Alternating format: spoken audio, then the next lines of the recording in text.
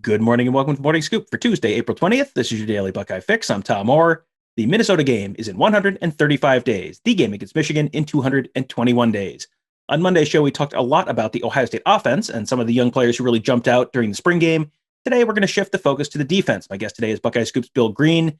Bill, the defensive backfield was really the biggest issue on last year's team, and then they lost Shaun Wade, and then they were missing their top two corners, Sevyn Banks and Cameron Brown, for the spring game. So how do you think the defensive backs looked on Saturday? And was there anyone there that really looked to you like someone who was ready to maybe step up and be a part of that rotation this fall? Well, the wide receivers looked so good that, deservedly so. They're really good. So, the fact that you get beat by Olave and Garrett Wilson and Jackson Smith and Jigba doesn't mean that you're not very good, especially in a game where no blitzing, no stunning, twisting, pretty much vanilla. So it's a game designed to put a show on for the fans. They want to see scoring. They want to see throwing. So the DBs are at a disadvantage. And like you say, you don't have your top two corners, and it's not like cornerback is the best area on the team anyway. So, they're not set up to look good on Saturday. Now, saying that, I liked Ryan Watts. I question whether he can play man on the corner on an island. I don't know if he's got the hips. He's got the length. And I liked him. I liked the look of him. So is he a safety? Is he a corner? We'll have to see more of him to find out. But he sure looked like a player to me.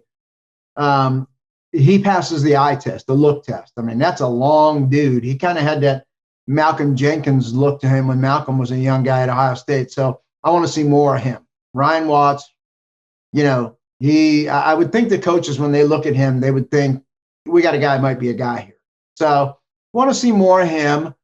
I thought Cam Martinez, he's really short, and I'm not sure that cornerback is going to be his best position, but I think it's his best position to get on the field at Ohio State, because I really think that he, as a slot receiver, probably would be his best spot, but not on this team. Maybe on Minnesota's team or Indiana's team, but not at Ohio State. So I worry about Cam in coverage against the taller receivers, but he can move, he can flip his hips, he can run. But, he looked 5'8-ish, 5'9-ish to me compared to those big receivers of Ohio State. He looked like he just got dominated physically. Denzel Burke, long way to go, and he should have a long way to go. He's a baby. He's a pup. So Lathan Ransom, I don't think they played him a lot Saturday, but I like him. And I don't know if he's, the deep safety in the single high look, or is he the slot corner? But he's something. And Lathan's going to play. So feel very confident about him. So I don't know that we know a lot about those DBs. And we may never know a lot about them until they take the field against Minnesota. And we see them when the bullets are flying, so I don't know what to say there. I think Banks and Brown are their guys, and, then we see how they play. Are they going back to that single high like they say they are, or would it be more of a conventional Tampa 2 thing where you're in the nickel a lot, with either a true DB, or you play like that linebacker and a half guy, Craig Young, Court Williams, something like that. So we'll see. Like I say, I think Kerry Combs under a lot of pressure this year, and I think he has a lot to prove. And so I'm anxious to see how they look, but I think we're going to get the true test in the opener. Yeah, that linebacker and a half position, they like to call it the bullet. It was abbreviated as the BLT on the depth chart for the spring game, which I thought sounded like a delicious position. There seems like a decent chance that is just the base defense this fall, at least to me. So you kind of only have two starting linebackers and almost like a 4-2-5-ish or 4-2.5, 4.5 kind of hybrid there. Is that what you maybe expect them to do? And if that is what they do, is that a reflection of the talent on the team and just getting the best 11 guys in the field? Or is that be just more based on being able to deal with the types of offenses that programs are running at them right now? Yeah, probably a little bit of both. I think they got schooled against Alabama big time. And I think they learned from that, and I hope they have. That was just not a good defensive game plan. It was designed to fail, and they got the result they should have got. So I like the idea of getting more athletes on the field.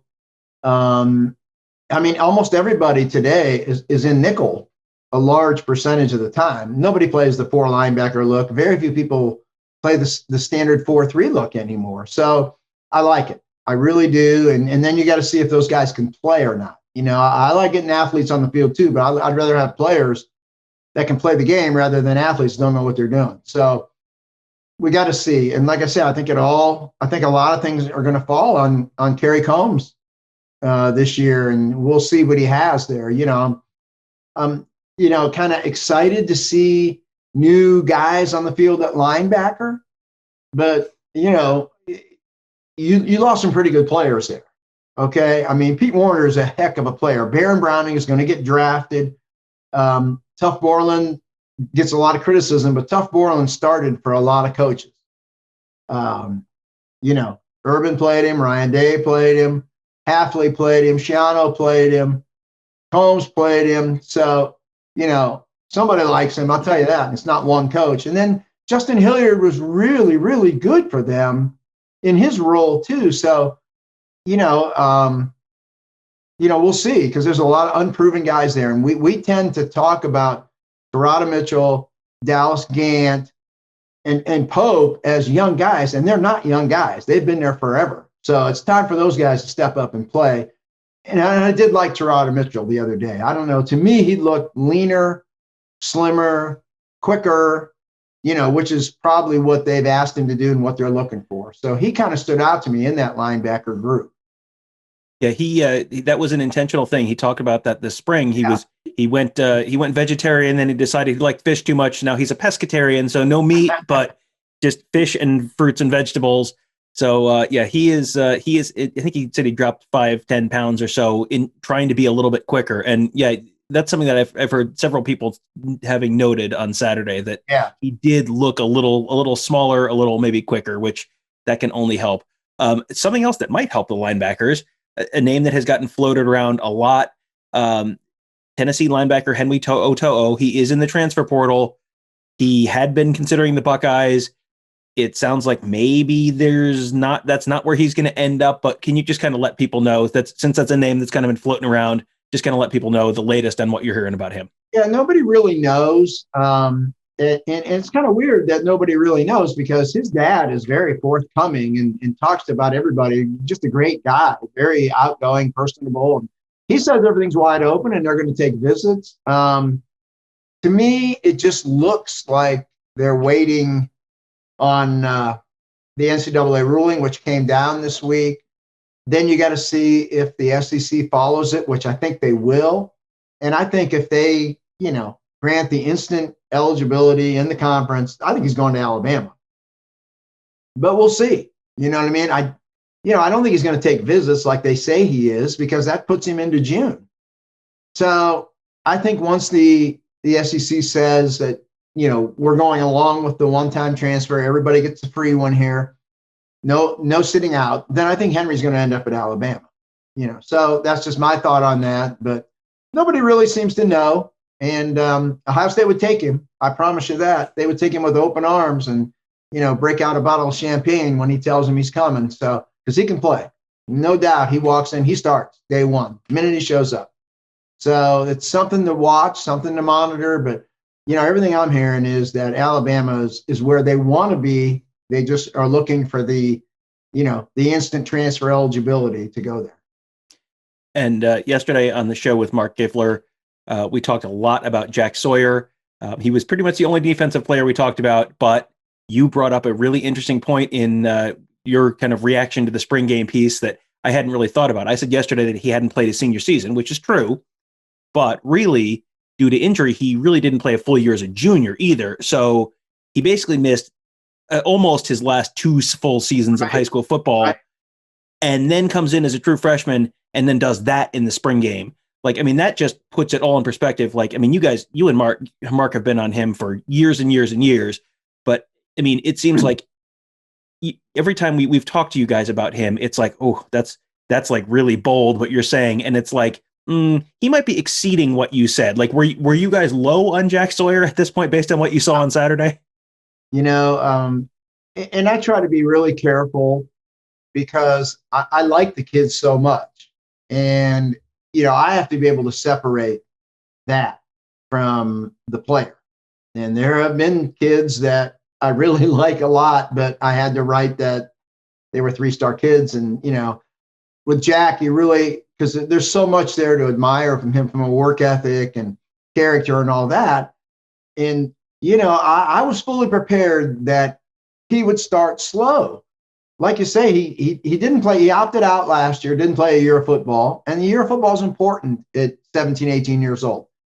His junior year, they had a lot. He was banged up a lot, and his team was banged up, and they played him mostly at quarterback and kind of subbed him in as a DN, but he didn't get that full-time, I'm a defensive end, I'm going to learn the position, I'm going to play that position every day. He hasn't had that for 2 years. So when you show up at Ohio State, I'm looking Saturday for him to get blocked by the walk-ons. Walk-ons at Ohio State are still pretty darn good football players and better football players than what, he didn't face anybody last year. And here he didn't get blocked. Thayer Mumford, handled him pretty well. And Thayer Mumford's an All-American tackle, the best pass blocking tackle in the country. He should handle him really well. But Jack, like I said, what I saw out of Jack was just, it was unbelievable. For not having the training, it's shocking to me that he was as good as he was. And then I start to think to myself, where will he be in 1 year after one full year of Mickey Marotti, one full year of Larry Johnson, one full year of going against Mumford and Nicholas Pettit-Frere every day? And it's kind of staggering to think where he'll be in a year. And if he doesn't get hurt, I know where he's going to be in 3 years. You're going to be in draft prep. So, Jack is just a guy he's so easy to root for because of the type of person he is. But even if you separate that, I mean, what we saw for a kid that hadn't played defensive end in 2 years, it was pretty shocking, Tom. I have to say, I mean, I did not expect that out of Jack, and I'm very high on him. Yeah, it seems like there's sort of a normal development trajectory for pass rushers under Larry Johnson. The 5-star pass rusher, he comes in as a true freshman and he plays a little bit and he has 3.5 sacks, or maybe he has 4 sacks. I think Joey Bosa might have had 6 or 7, but generally it's like Nick Bosa, Zach Harrison, all of those guys, Chase Young. It's like 3.5 sacks, right? And then the second year they end up at like 10. 9, 10. Zach Harrison didn't get there last year, but Zach Harrison played half a season last year. So, okay, he gets a little bit of a pass. And then the third year, it's the Chase Young sets a school individual sack record. We'll see what Zach Harrison does this year. Yeah. Nick Bosa, we didn't get a chance to see Nick Bosa because he got hurt in the third game of the year, but he certainly was on his way to that type of season. If Jack Sawyer's ahead of that path, like, look out, like bar the door. This could be quite a remarkable career ahead of him. But again, hasn't played a game yet, hasn't played a real game yet, and we'll see. So you don't want to get too far ahead of yourself, but it is not hard to start thinking ahead and going, this could be pretty remarkable. So something worth keeping an eye on, certainly, for sure. Something else that people maybe want to keep an eye on. We're talking defense today, but everyone always wants to talk quarterback. So I'm going to get your opinion on the quarterbacks too. You never want to draw too many conclusions from one scrimmage. Obviously, they had 14 other practices this spring, but where do you think that the 3 guys stack up right now in your mind at the quarterback position? And how likely is it that order changes sometime between now and the start of the regular season? Well, wherever they are today is probably where they're going to be at the start of fall camp, because I don't know what you do over the summer to change things when they're not practicing. So, and Stroud had the job. Okay, Stroud was the clear number 2 last year, and we know that because when Justin Fields got racked against Clemson, left the field, and at that point, Ryan Day has no clue if he's ever going to take another snap at Ohio State again. He got killed by Skalski, and off he went. Well, who did they put in? They put in Stroud. So that tells us all we need to know right there, that he was the clear backup ahead of Jack Miller. And then you fast forward from that point until today, and I think Stroud's the guy. And I think Ryan Day is in a really, really tough spot. He doesn't want anyone to leave. So he kind of has to leave it as it's an open competition. And I think Stroud's the guy. And, I think McCord is got a chance to be really, really special. And I think Kyle McCord will be a guy that'll be patient. If he's not the starter this year, I think he bides his time. I think he's cool. The key to me is, what does Jack Miller do? Because I think Jack Miller is a Power 5 quarterback. And I think Jack Miller could start for a lot of schools in America right now. And, there's the tampering that goes on since the transfer portal came into effect. The thing nobody talks about is all the tampering that goes on, and it goes on, and it's bad. And, it is what it is. So what if, and I don't want to name a school because that means that I think this school does this. So I'm not going to name a school, but what if a school gets word to Jack Miller or his father in the next couple of weeks that transfer here? We're a Big Ten school. We're an SEC school. We're a Big 12 school. You will start. We will start you. I promise you, we're going to start you until you leave our school and go to the NFL. What do they do if that happens, Tom? If you're Jack Miller's father, or if you're Jack, and right now, you're in the mix, I guess, at Ohio State, but I think everybody thinks Stroud's the guy. You got Kyle McCord breathing down your neck. You're either ahead of him or he's a little bit ahead of you. And then 1 year from today, Quinn Ewers walks in the door. So if somebody comes to you this week and says, we want you to start for our Pac-12 school. We throw the ball a lot. We have a great offense. Look at these receivers we got. We got a nice offensive line coming back. You are our guy. Come on down. What do you do if you're Jack Miller? So that's going to be interesting to see. And that type of stuff does go on. I absolutely guarantee it does, because I've talked to parents who have told me it goes on. So that's going to be the interesting thing here in the next, couple of weeks, next month or two. Does somebody come after Jack Miller? Yeah, there is going to be a lot of interesting stuff to watch this summer, both on and off the field. Yeah, that's a tough decision because, another year of developing under Ryan Day has tended to work out pretty well for quarterbacks. But, it's hard to pass up a starting job if someone is offering you the opportunity to start immediately. That has worked out for someone in the past as well, a former Ohio State quarterback who went down to the SEC. You may have heard of him.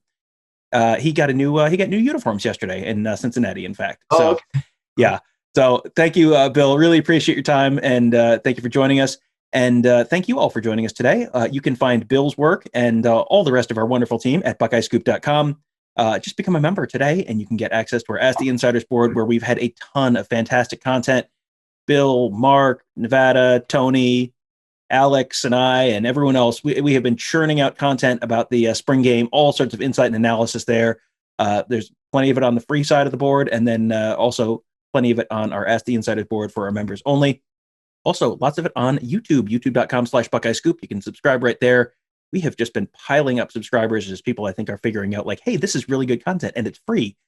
I would like more of this. So the best way to get notified when we drop something new is just subscribe. You just go to youtube.com/BuckeyeScoop and subscribe right there. Also, we have a whole line of fantastic podcasts. Bill and Nevada just did a great one with Kirk Barton, recapping the spring game and all the doings around that. You can find that and all of our other great podcasts by just going to whatever your podcast platform of choice is and typing in Buckeye Scoop, and then you can find all of those. You can subscribe to all those different podcasts and leave us a 5-star rating or review, which will help other folks find those shows as well. Thank you guys all for joining us. Have a great day. We will talk to you tomorrow.